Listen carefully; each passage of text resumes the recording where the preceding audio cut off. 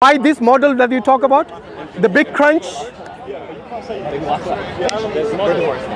Yeah. You know the reason minority of the scientists accept that model and the majority reject it, because even in science, just like in religion, there's a majority view and minority view. Okay, so there are hypotheses which people can bring in their own opinion. Scientists are not going to say we reject everything. Yes, so they will say, okay, bring your hypothesis, and then we will test it. Once they test it and they have disproven it, then they reject it. But that's not to say in the future that these hypotheses might mature into a theory, correct? In the future they might. There is that possibility. You know. There is the possibility. No, here. 100 years. Okay, hear me out. You have to give that. Yeah. Hear me out. Why do you think the scientists rejected it?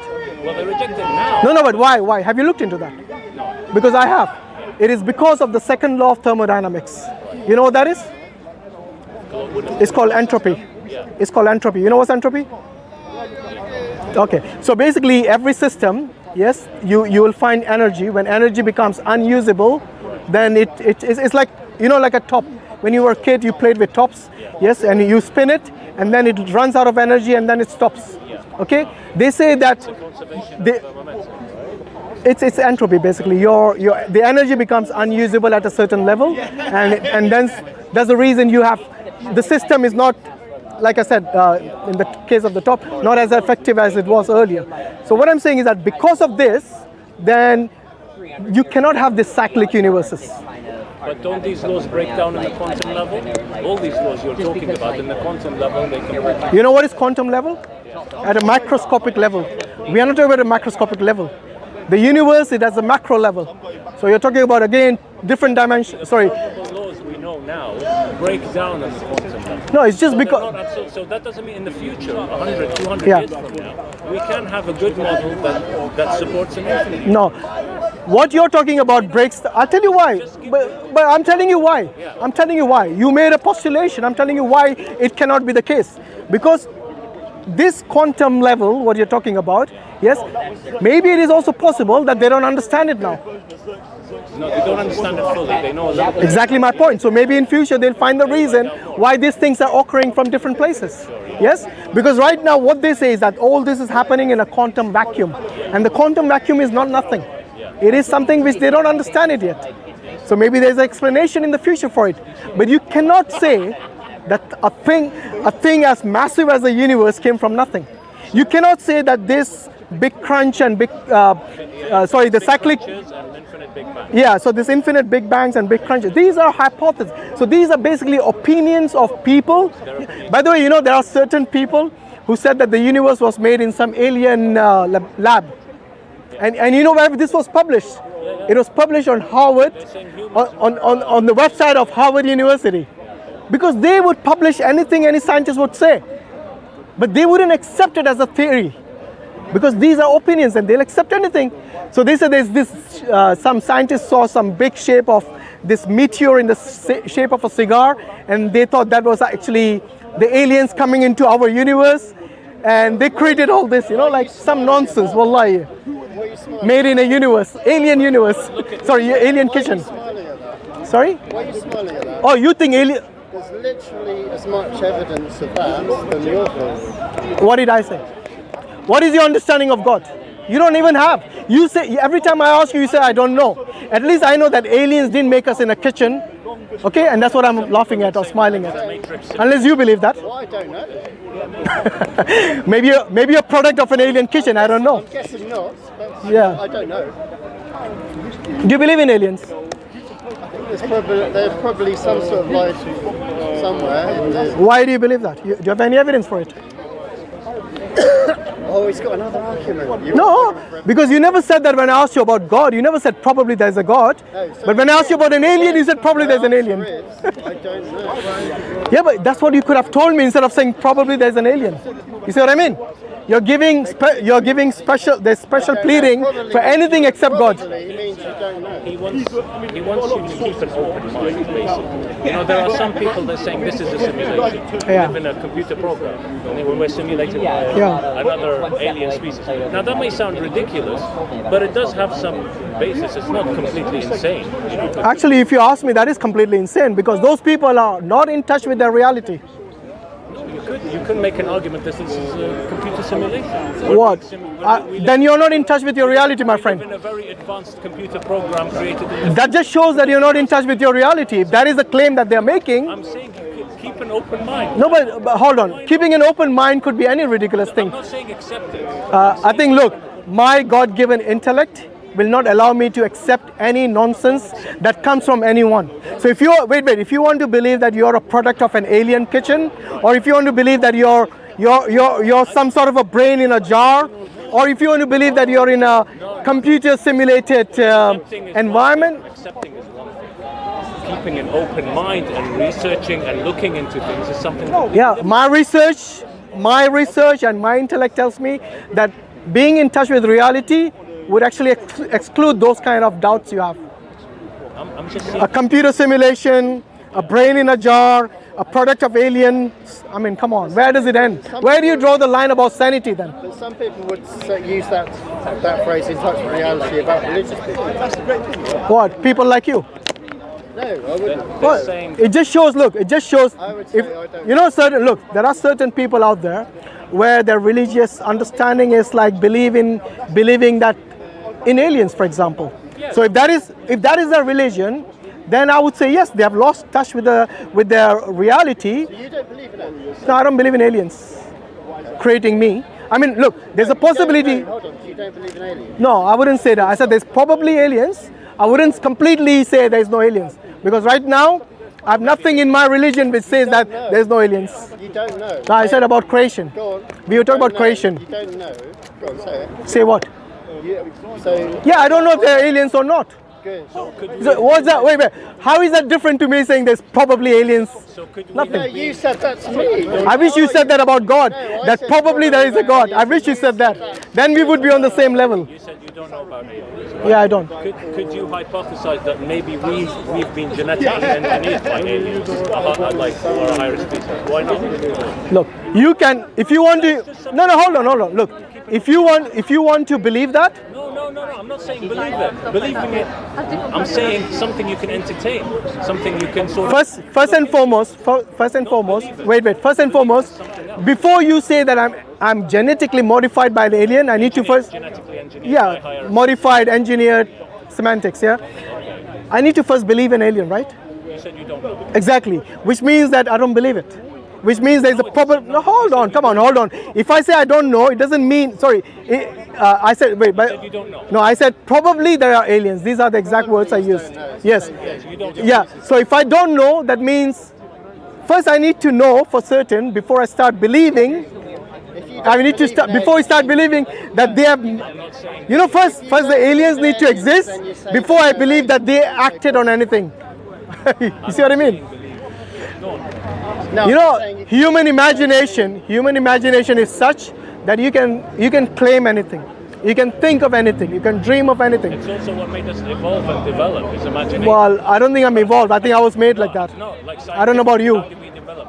When scientists came, they said, I don't think I've evolved. I think I'm a human from the very beginning, including my generations before me, including the first man, Adam. If you guys came from chimpanzees or apes, I don't know about your ancestors, but my ancestors were definitely human. Galileo said the sun orbits around the Earth. They thought he was insane. They thought he was crazy until he was proven to be right over time. And So it's okay and it's good to have an open mind, to research other things, no, but look, to entertain other things, but not believe. Not hear me out. Muslims, alhamdulillah, had never problem being with open mind. Some of the earliest Muslims, they did experiments and they discovered things, you know. So why Ibn do you love Ibn Haytham, because what you're saying is insane. It's why? Like I said, would you believe everything you hear? No, I didn't say believe. Okay. I said something to keep Then I wouldn't believe it either. That's what I said, my friend. What's the difference between you and me? Nothing. open-minded. No, open mind. Wait. Open mind means you believe it, right? No. Then what does it mean? It means you read about it, research it. You don't necessarily have to believe it. Okay. I can read the Bible. I can read science fiction books. I can read what's So Star Trek, yeah. just to see. Okay. So by you seeing it, what does that mean? What does it mean? Expand. For you reading fiction, watching fiction, what does it mean? It just means you entertain yourself with these things. But then the question still remains. Wait. The question still remains. By seeing this fiction and by watching fiction, by reading fiction and watching fiction, what does it mean? It just means you enjoy fiction, right? But how does that relate to the reality? That was my question. All I'm saying is that if you start mixing fiction with reality, then I think that brings in the question about your sanity as well. Fiction is, when you write fiction, you're in the real world. It's derived from reality. So why do you call it fiction then? Why do you call it fiction then? Arts, literature, these are all fiction, but they're derived. No, but why does the library have a special section for fiction? Why? It's fiction, but it's derived. Okay, and what is the meaning of fiction? Not real. Thank you, I rest my case. That's what I've been telling him. That this is what differentiates reality from fiction. And the reason you still call it fiction is because we haven't actually categorized it as reality, because it's not reality. And the reason, there wouldn't be any difference between people who are sane and insane if you're going to keep such an open mind to accept all unreality. You see what I mean? The reason that psychologists have diagnosed them as being insane and they put them in an asylum is because they have lost touch. Not because the doctors are saying, oh my goodness, the guy's got an open mind. Let's come on, guys. Let's come down back to earth. Forget about the aliens. Forget about the fiction. The reality. No, you guys started with the aliens. I gave you the example of what people will publish. Even Harvard University on their website will publish any professor who says that he will believe in some cigar-shaped meteor, which is actually one of the spaceships of the aliens who manufactured us, humankind, in their lab, or in the lab or in the kitchen or wherever. I would say that you believe in that cigar-shaped meteor. No, this professor. People would say that you believe in that cigar-shaped meteor. Don't put words in my mouth. You have a habit of doing that. No, I'm not putting it. I'm saying something. Okay, I don't believe it. I've told you categorically. If they believe it, then like I said, they have lost touch with reality. Because when you start bringing fiction into your real world and start believing that, then there is where the insanity becomes insanity. Even in religion, there are some sort of fictitious elements. Okay, define fictitious. Because I wouldn't call miracles and fiction the same. Miracle is something that science cannot prove or science cannot explain. A miraculous phenomenon. In fact, there are many miraculous phenomena that happen in the universe all the time. And that's the reason they call it a phenomenon which they cannot explain. To me, that is what a miracle is.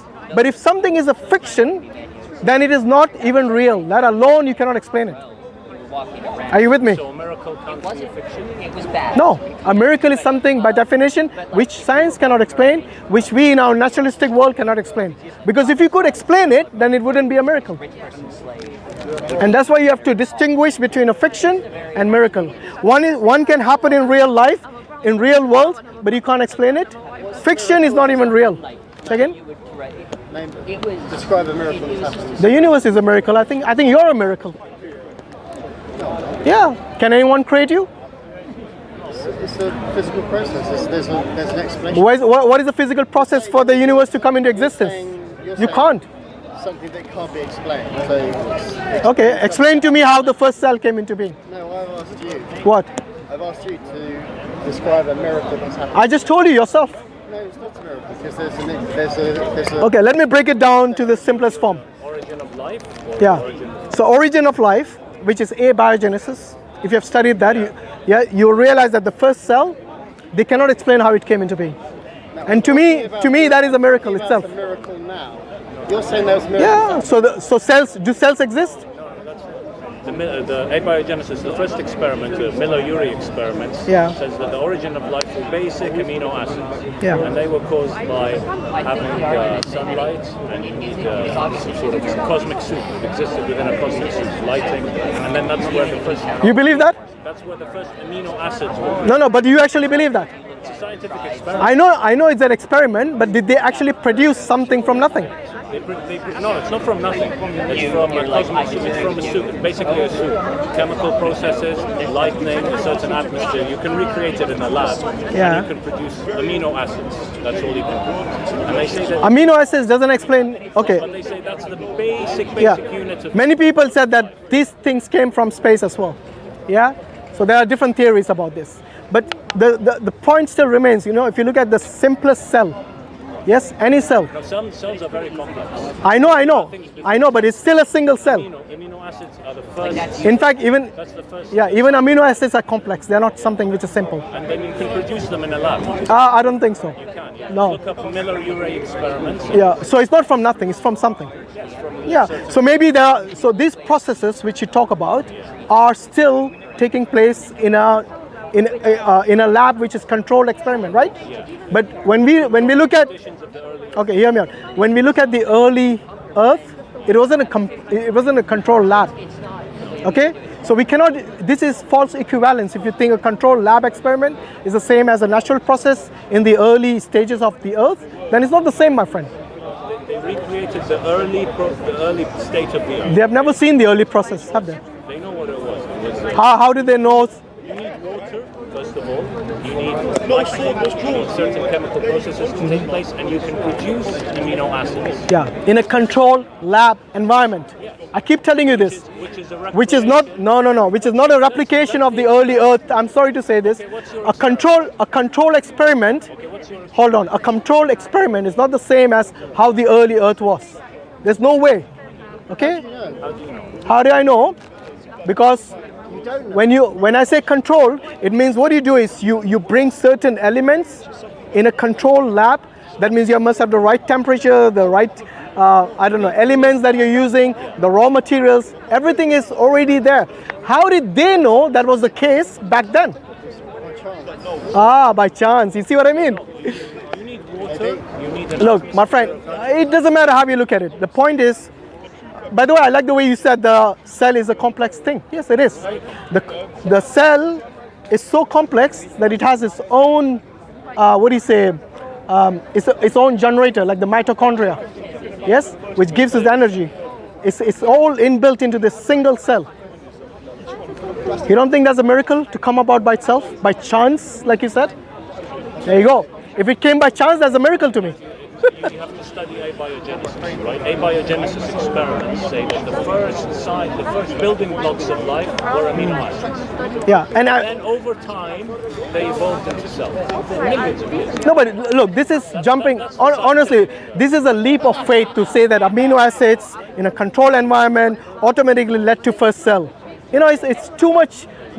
There's a lot of things which just come about by chance. It is basically, you know, it is more complex than me saying that a jet come about by itself from the junkyard. It is more complex than that. You see what I mean? So anyone who tells me that this leaps of faith by scientists, that is how, you know, they are just trying to explain things. One thing I've noticed about scientists is that they are willing to accept everything except God. Except God. And that's the reason even scientists who bring into the equation God, they are actually rejected from their fields at universities. They will be actually, you know, just chucked out. Because this is a prejudice they have against, they have a prejudice against people who believe in God. This is quite natural in all major universities.